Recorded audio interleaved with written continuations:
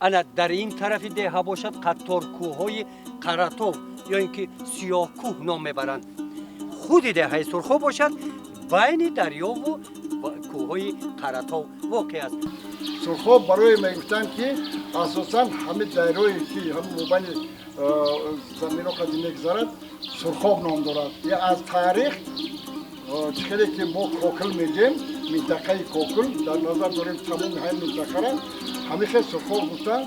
از همین دایره این طرف هم با همین نام مشهور بود. که جزیره بود حقیقتا عبود نبود.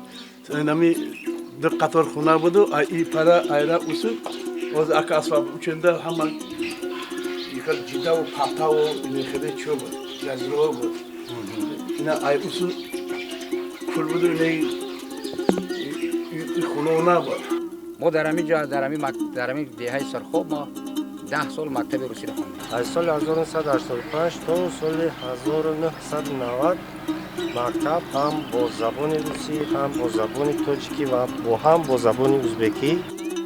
و امروز نشانه یکی از کریگی ها باقی موندن این قبرستان است.